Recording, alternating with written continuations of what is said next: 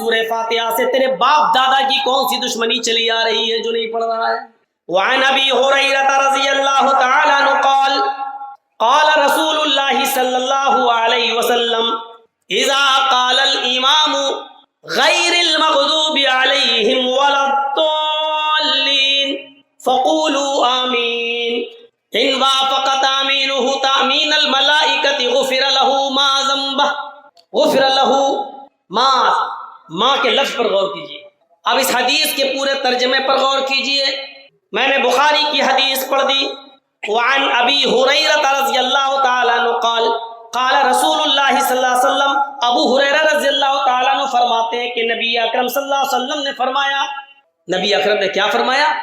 اذا قال الامام غیر المغضوب علیہم ولا الضالین، جب تمہارا امام نماز پڑھا رہا ہو اور مصلی پہ کھڑا ہوا ہو اور اس کی قرأت جہری ہو اور وہ جہری قرأت کے اندر زور سے کہے غیر المغضوب علیہم ولا الضالین، جب وہ کہے غیر المغضوب علیہم ولا الضالین فقولوا آمین، تو تم آمین کہو. دیکھ رہے ہیں آپ، حدیث پڑھی ہے میں نے. ابو ہریرہ اس حدیث کے راوی ہیں، بخاری شریف کی حدیث ہے. آپ کے بغل میں بھی جلسہ ہو رہا ہے، پوری تقریر سنیے گا، ایک حدیث نہیں سنائے گا. آج حدیث ہی سن لیجیے آپ. اذا قال الامام غیر المغضوب علیہم ولا الضالین، جب امام کہے غیر المغضوب علیہم ولا الضالین فقولوا آمین، تو تم بھی آمین بولو. اور آگے کیا کہا؟ فرشتے بھی آمین بولتے ہیں. ان وافقت آمین تامین الملائکہ، اگر تمہاری آمین اور فرشتوں کی آمین موافقت کھا گئی، ایک ساتھ نکلی، تمہاری آمین سے اور فرشتوں کی آمین ٹکرا گئی، ایک ساتھ نکلی، غفر لہ ما تقدم من ذنبہ، تو اب تک تم نے جتنے گناہ کیے، جتنے تقدم جو کر چکے ہو تم، جتنے گناہ تم نے کیے، غفر لہ ما تقدم من ذنبہ، اب تک تم نے جتنے بھی گناہ کیے اللہ تعالیٰ تمہارے سارے گناہوں کو معاف فرما دے گا. زور سے آمین بولنے کی فضیلت دیکھ رہے ہیں، سارے گناہ معاف. یہ حدیث ہے، نبی اکرم نے فرمایا آپ آمین کہیں گے تو اس سے سارے گناہ معاف ہو رہے ہیں، لیکن حلق کے نیچے نہیں اترے گی. حدیث ہے، زور سے آمین بولنے کی فضیلت یہ ہے. صغیرہ گناہ کی بات کر رہے ہیں، کبیرہ کی نہیں. ایسا نہ ہو موزم پور والے آپس میں لڑتے بہت ہیں. یہ علاقہ پورے ہندوستان، پوری دنیا میں نہ صحیح، پورے ہندوستان میں تو مشہور ہے ہی، مار دھاڑ میں ایوارڈ ملنا چاہیے. اللہ کرے کہ اس میں شانتی رہے جیسے ابھی ہے. تو میرے بھائیوں، ایسا نہ ہو کہ کسی کا مرڈر کر کے آؤ مسجد میں، مغرب کی نماز میں گھس جاؤ اور امام صاحب کہیں غیر المغضوب علیہم ولا الضالین، آمین، سارے گناہ معاف، قتل بھی معاف، خون بھی معاف، کسی کی زمین پہ قبضہ کیا وہ بھی معاف. مولانا جرجیت صاحب نے کہا تھا، اللہ کے نبی نے فرمایا زور سے آمین بولو سارے گناہ معاف ہو جاتے. اب تو خوب کھیتی کرو، چرس، گانجا، افیم، بیڑی، سگریٹ، سب مغرب کی نماز پڑھیں گے، عشاء کی نماز پڑھیں گے، زور سے کہہ رہے ہیں آمین، معاف. یہ حکم ہے نبی کا، اللہ کے رسول نے کہا زور سے بولو. یہ قولی حدیث ہے. کیا کہا؟ اذا قال الامام غیر المغضوب علیہم ولا الضالین، جب تمہارا امام کہے غیر المغضوب علیہم ولا الضالین فقولوا آمین، تو تم آمین کہو. ان وافقت آمین تامین الملائکۃ غفر لہ ما تقدم من ذنبہ، فرشتوں کی آمین سے اگر تمہاری آمین مل گئی، ایک ساتھ نکلی، تو اللہ تعالیٰ تمہارے سارے گناہ معاف کر دے گا. صغیرہ یہ ہے زور سے آمین بولنے کی فضیلت اور نبی کا حکم. اب اس قرآن کی آیت کو لو، ما آتاکم الرسول فخذوہ، محمد الرسول اللہ تمہیں جو دے وہ لے لو. قرآن کی آیت یہ بتا رہی ہے کہ نبی اکرم نے جو یہ فرمایا ہے کہ جو نبی دے وہ لے لو، ہمیں زور سے آمین بولنے کا حکم دیا ہے، ہمیں لینا پڑے گا، ہمیں زور سے آمین بولنا پڑے گی. اب وہ ایک الگ مسئلہ ہے کہ اگر نہ بولے تو ہم کہیں گے اگر نماز ہی نہ پڑھو تو، اب نہ پڑھو تو ایک الگ بات ہے. سنت یہی ہے، نبی اکرم صلی اللہ علیہ وسلم کا فعل یہی ہے، آپ کا قول یہی ہے. آئیے ایک اور حدیث کی طرف ہم آپ کو لے کر چلتے ہیں. نبی اکرم صلی اللہ علیہ وسلم نے فرمایا، آئیے پوری حدیث آپ کے سامنے پڑھ دیتے ہیں. وعن عبادۃ بن الصامت رضی اللہ تعالی عنہ قال قال رسول اللہ صلی اللہ علیہ وسلم لا صلاۃ لمن لم یقرأ بفاتحۃ الکتاب، رواہ البخاری. یہ حدیث بھی بخاری شریف کے اندر آئی ہے. حضرت عبادہ ابن صامت فرماتے ہیں کہ نبی اکرم صلی اللہ علیہ وسلم نے فرمایا، نبی اکرم صلی اللہ علیہ وسلم نے فرمایا، حضرت عبادہ کہتے ہیں نبی اکرم نے فرمایا، کیا فرمایا؟ لا صلاۃ لمن لم یقرأ بفاتحۃ الکتاب، اس آدمی کی کوئی نماز نہیں، لا صلاۃ، ایک ایک لفظ پر غور کیجئے، لا صلاۃ، اس آدمی کی کوئی نماز نہیں، لمن لم یقرأ بفاتحۃ الکتاب، جس آدمی نے اپنی نماز کے اندر سورہ فاتحہ نہیں پڑھا ہو، بغیر سورہ فاتحہ کی نماز نہیں، لا صلاۃ لمن، اس آدمی کی کوئی نماز نہیں، لمن لم یقرأ بفاتحۃ الکتاب، جس نے فاتحۃ الکتاب کو، سورہ فاتحہ کو نہیں پڑھا، یعنی اللہ کے نبی کہہ رہے ہیں اس کی کوئی نماز نہیں، یعنی حکم دے رہے ہیں کہ سورہ فاتحہ پڑھو، اگر نہیں پڑھو گے تو کوئی نماز نہیں۔ کوئی بھی اکیلے ہو تب بھی پڑھنا ہے، جماعت کے ساتھ ہو تب بھی پڑھنا ہے، امام کے پیچھے ہو تب بھی پڑھنا ہے، سنت پڑھو تب بھی پڑھنا ہے، فرض پڑھو تب بھی پڑھنا ہے، یہاں تک کہ نماز جنازہ میں بھی پڑھنا ہے۔ لا صلاۃ کہہ کر یہ بتا دیا کہ کوئی بھی نماز نہیں جب تک کہ سورہ فاتحہ نہ پڑھی جائے، پڑھنا پڑے گی۔ اور سوچو تو صحیح، بہت سے لوگ کہتے ہیں کہ امام کی قرأت مقتدی کی قرأت، امام نے پڑھ تو لی، یار عقل کہاں چلی جاتی ہے؟ امام نے پڑھ لی تو مقتدی نے پڑھ لی، ابے امام نے تو نماز بھی پڑھ لی تو بھی مت پڑھ، کیوں پڑھ رہا؟ امام نے تو سبحان ربی العظیم بھی پڑھ لی، سبحان ربی الاعلیٰ بھی پڑھ لیا، پھر تو کیوں پڑھ رہا ہے؟ اگر امام سبحانک اللہم و بحمدک پڑھ رہا ہے اور تو امام کے پیچھے سبحانک اللہم و بحمدک پڑھ رہا ہے، امام سبحان ربی العظیم کہہ رہا ہے تو بھی سبحان ربی العظیم کہہ رہا ہے، امام ربنا لک الحمد کہتا ہے تو بھی ربنا لک الحمد کہہ رہا ہے، امام سبحان ربی الاعلیٰ کہہ رہا ہے تو بھی سبحان ربی الاعلیٰ کہہ رہا ہے، امام التحیات پڑھ رہا ہے تو بھی التحیات پڑھ رہا ہے، امام درود شریف پڑھ رہا ہے تو بھی درود شریف پڑھ رہا ہے، امام اللہم انی ظلمت نفسی پڑھ رہا ہے تو بھی اللہم انی ظلمت نفسی پڑھ رہا ہے۔ جب ساری چیزیں امام کے پیچھے تو پڑھ ہی رہا ہے تو سورہ فاتحہ سے تیرے باپ دادا کی کون سی دشمنی چلی آ رہی ہے جو نہیں پڑھ رہا ہے؟ پھر اس سے بیر کیوں، پھر اس سے دشمنی کیوں؟ یہ حکم ہے نبی کا، جو کہا وہ لے لو۔ میں نے کہا تھا نا کہ اس کی تین شکلیں ہو سکتی ہیں، یا تو کہا ہوگا، یا کر کے دکھایا ہوگا وہ بھی سنت، یا پھر نہ کہا نہ کر کے دکھایا لیکن کسی کو کرتے ہوئے دیکھا تو آپ نے اس کو منع نہیں کیا تو وہ بھی جائز، وہ بھی ٹھیک، وہ بھی سنت۔ دو حدیثیں آپ کے سامنے رکھ دیں، یہ ہے قول نبی کا حکم۔ پہلی حدیث میں حکم کیا ہے؟ امام ولا الضالین زور سے کہے تو تم بھی کہو، زور سے کہو آمین، اور ایسا کرنے سے گناہ معاف ہوتے ہیں۔ دوسری ہم نے نبی اکرم کی قولی حدیث سنائی، کیا ہے وہ قول؟ سورہ فاتحہ پڑھو، کیونکہ بغیر سورہ فاتحہ کے نماز نہیں۔ آئیے ایک عمل دیکھ لیتے ہیں، عمل کیا ہے سنیے۔ وعن طلحة بن عبد الله بن عوف رضی اللہ تعالیٰ عنہ قال صلیت خلف ابن عباس رضی اللہ عنہما على جنازة فقرأ بفاتحة الكتاب قال لتعلموا انها سنة، رواہ البخاری فی کتاب الجنائز، یہ حدیث بھی بخاری شریف کتاب الجنائز کی۔ ترجمے پر غور کرو۔ حضرت طلحہ ابن عبداللہ ابن عوف فرماتے ہیں، حضرت طلحہ ابن عبداللہ ابن عوف فرماتے ہیں کہ ہمارے علاقے میں ایک جنازہ، ایک میت ہو گئی، اس میت میں مجھے شرکت کرنے کا موقع ملا۔ میں نے عبداللہ ابن عباس کو جنازے کی نماز پڑھاتے ہوئے دیکھا، میں نے عبداللہ ابن عباس کے پیچھے جنازے کی نماز پڑھی۔ سنیے، میں نے عبداللہ ابن عباس کے پیچھے جنازے کی نماز پڑھی۔ طلحہ ابن عبداللہ ابن عوف کہتے ہیں صلیت خلف ابن عباس رضی اللہ عنہما، ہم نے جنازے کی نماز پڑھی کس کے پیچھے؟ ابن عباس، عبداللہ ابن عباس کے پیچھے۔ تو عبداللہ ابن عباس نے جنازے کی نماز میں کیا پڑھا؟ فقرأ بفاتحۃ الکتاب، جنازے کی نماز میں سورہ فاتحہ کو پڑھا۔ بخاری کی حدیث ہے، عبداللہ ابن عباس نے جنازے کی نماز میں سورہ فاتحہ پڑھا۔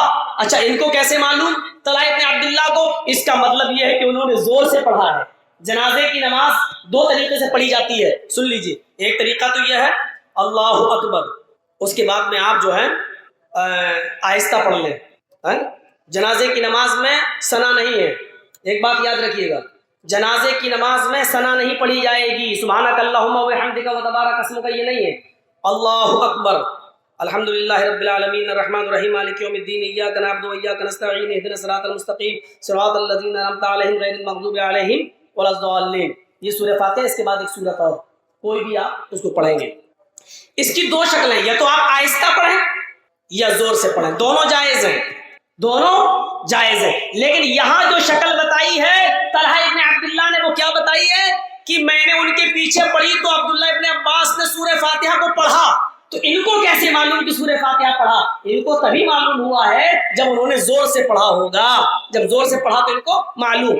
صلیت خلف ابن عباس رضی اللہ عنہما علی جنازۃ فقرأ بفاتحۃ الکتاب، تو انہوں نے سورہ فاتحہ کو زور سے پڑھا۔ جب نماز پڑھا کر فارغ ہوئے، جنازہ پڑھا کر فارغ ہوئے، تو سب ایک دوسرے کا چہرہ دیکھنے لگے۔ مطلب ان کے علاقے میں آہستہ پڑھی جاتی تھی، اس گاؤں میں آہستہ پڑھنے کا رواج تھا۔ اللہ اکبر، آہستہ پڑھ لیا، ساری دعائیں آہستہ پڑھنے کا رواج تھا۔ لیکن عبداللہ ابن عباس نے آج جو پڑھائی اس گاؤں میں، تو انہوں نے زور سے پڑھا دی، تو ایک دوسرے کا منہ دیکھنے لگے۔ تو حضرت عبداللہ ابن عباس سمجھ گئے شاید ان کو یہ کوئی نئی چیز نظر آ رہی ہے، ان کے گاؤں میں ایسا نہیں ہوا۔ تو کیا فرمایا؟ قال، میں نے جان بوجھ کر زور سے سورہ فاتحہ کو پڑھا ہے، لتعلموا، تاکہ تم کو معلوم ہو جائے، لتعلموا، تاکہ تم جان جاؤ، لتعلموا، تاکہ تمہیں علم ہو جائے، انہا سنتن، اس زور سے پڑھنا بھی سنت ہے۔ یعنی ان دعاؤں کو زور سے بھی اللہ کے رسول صلی اللہ علیہ وسلم نے پڑھا ہے۔ سنت کا مطلب کیا ہے؟ نبی سے ثابت ہے۔ ہم اس کتاب کی حیثیت کو سمجھ نہیں پا رہے ہیں، صرف ہمارا ایک رشتہ ہے کہ قرآن آسمانی کتاب ہے، لیکن تھوڑی دیر کے لیے اگر ہم غور کریں تو اس قرآن کی وجہ سے بڑی سے بڑی چیزوں کی اور بڑے سے بڑی ہستیوں کی حیثیتیں بدل جاتی ہیں۔ آپ غور کریے، قرآن کے نزول سے پہلے مکہ کیا تھا؟ قرآن کے نزول سے پہلے مکے کو لوگ ام الخبائث کہا کرتے تھے، ساری برائیوں کی آماج گاہ، ساری برائیوں کی جڑ، ام الخبائث۔ کوئی گندا کام ایسا نہیں تھا جو مکے کے اندر نہ ہوتا ہو۔ لیکن جب اللہ رب العالمین نے قرآن کریم کو محمد رسول اللہ کے قلب اطہر پر مکہ میں نازل کیا، تو قرآن کی برکت سے اور قرآن کی تعلیم سے آپ اندازہ لگائیے، اللہ رب العالمین نے اسی مکے کو ام القریٰ بنا دیا۔ یہ کیا تھی؟ یہ برکت تھی۔ جو مکہ ام الخبائث رہا ہو، سارے برائیوں کی جڑ رہا ہو، قرآن کی برکت سے وہ مکہ ام القریٰ بن جاتا ہے۔ آپ نظر ڈالیں، قرآن کریم جس مہینے میں نازل ہوتا ہے، اس مہینے کو اللہ رب العالمین تمام مہینوں میں سب سے افضل بنا دیتا ہے۔ شہر رمضان الذی انزل فیہ القرآن، رمضان کا مہینہ وہ بابرکت مہینہ ہے جس مہینے کے اندر قرآن نازل ہوا۔ آپ کسی سے پوچھیں کہ مہینے کتنے ہوتے ہیں ایک سال میں؟ 12۔ ان سے پوچھو کہ ان 12 مہینوں میں سب سے افضل مہینہ کون سا ہے، تو آپ کو جواب ملے گا رمضان۔ عام دنوں میں ایک نیکی کا ثواب 10 گنا، لیکن رمضان میں ایک نیکی کا ثواب 70 گنا۔ عام دنوں میں ایک رکعت نماز پڑھیے تو 10 رکعت کا ثواب، رمضان میں ایک رکعت پڑھیے تو 70 رکعت کا ثواب، اور نیت اگر اچھی ہے تو اس سے بھی زیادہ اللہ رب العالمین بڑھا دیتا۔ لیکن رمضان کے مہینے کو یہ فضیلت کیسے ملی؟ کیوں ملی؟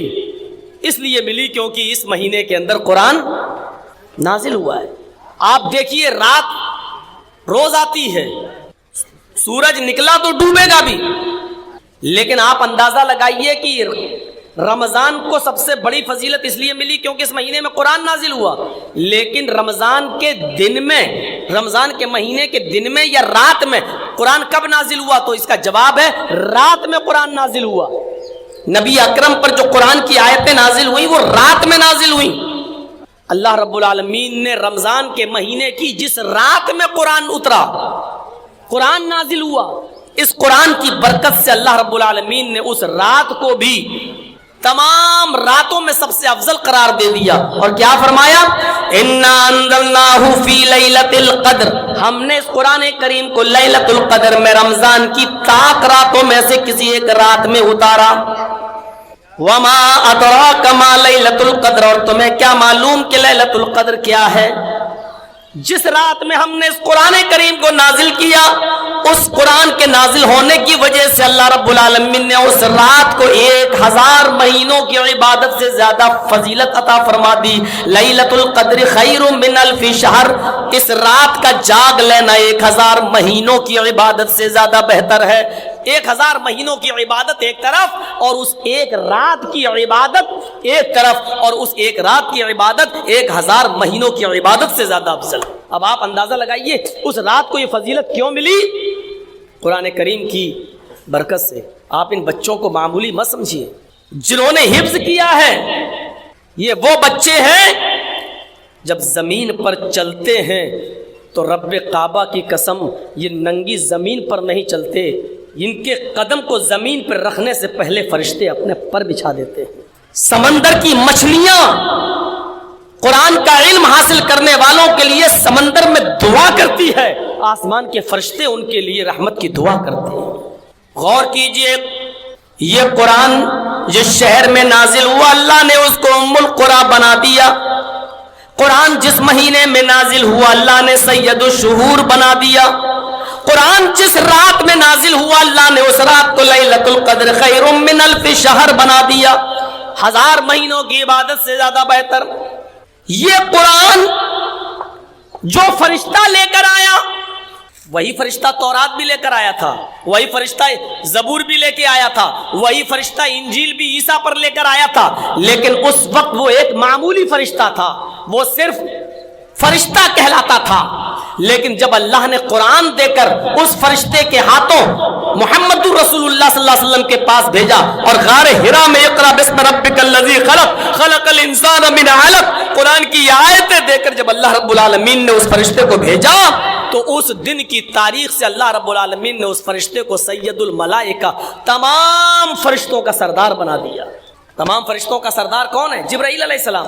کیوں ان کو تمام فرشتوں کا سردار کیوں بنایا؟ کیونکہ یہ قرآن کریم لے کر آئے تھے جناب محمد رسول اللہ صلی اللہ علیہ وسلم پر۔ نبی سب برابر ہیں، کسی پر تورات اتری، کسی پر زبور اتری، کسی پر انجیل اتری، لیکن اللہ رب العالمین نے جب قرآن نازل کیا اور جس نبی کے اوپر قرآن اتارا، اس قرآن کی برکت سے اللہ نے اس نبی کو سید الانبیاء بنا دیا۔ ہم سوچ رہے ہیں، اندازہ لگا سکتے ہیں، سید الانبیاء، تمام نبیوں کا سردار، جتنے بھی پیغمبر اس دنیا میں آئے ہیں، چاہے وہ 1 لاکھ ہو، 1.25 لاکھ ہو، کم و بیش 1,24,000 ہو، جتنے بھی ہوں، قرآن جس نبی کے اوپر نازل ہوا اللہ نے اس قرآن کی برکت سے اس نبی کو سید الانبیاء بنا دیا۔ اور یہ قرآن جس امت نے پکڑا اور پڑھا اور سیکھا، اپنے کنٹھسٹ کیا، اس پر عمل کیا، تو اللہ نے اس کو خیر امت بنا دیا۔